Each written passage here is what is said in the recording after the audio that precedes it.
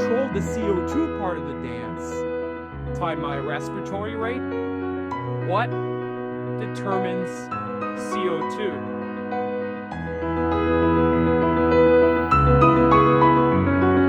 Has a much higher SpO2 to FiO2 ratio than a patient who has 87%. A lot of hospitals in Liberia do not have a ventilation.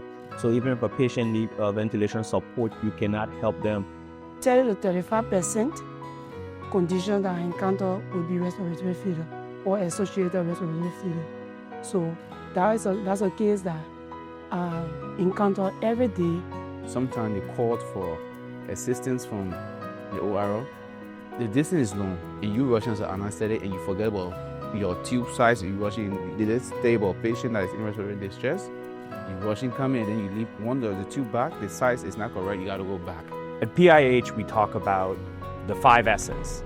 We talk about systems, we talk about space, we talk about stuff, and we talk about social support, and last we talk about staff.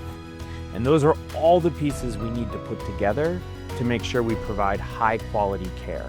There are a lot of patients that unfortunately due to absence of ventilation were unable to be helped, but with this knowledge and availability of ventilations, we can do something better for patients who will be in these respiratory failures.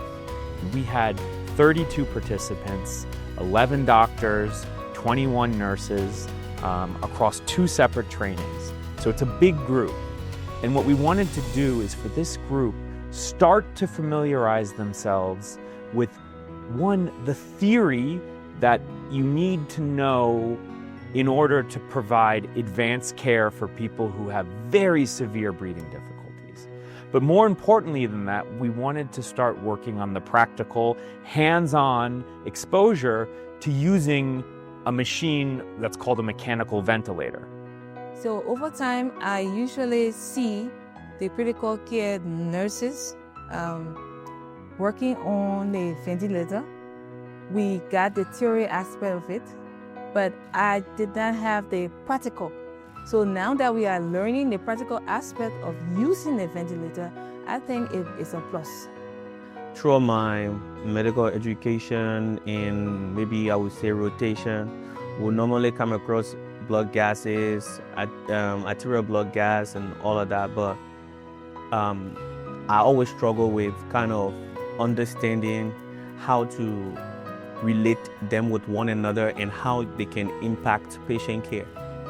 But the first day, within 5 to 10 minutes, it was made very clearly from understanding, establishing the pH of the patient, knowing what is an acidemia or academia, and then going on to know what is a metabolic or respiratory, and then the compensatory mechanism and this new formula that was shown to me for the first time just open up my mind. So now there's no doubt I can be able to identify and know whether there's some compensation or not. So I think that was really exciting for me. Now for those patients with a decreased level of consciousness, they will benefit more from the ventilators, and that's a challenge that this training will help to overcome. So now I feel empowered with knowledge.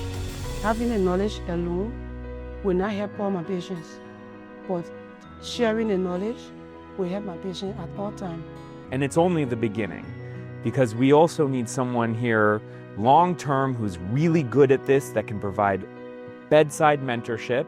And then we're going to develop also a plan for remote case conferences. So we're going to probably have weekly meetings where we discuss difficult cases. I'll be coming back to visit again to help provide ongoing support.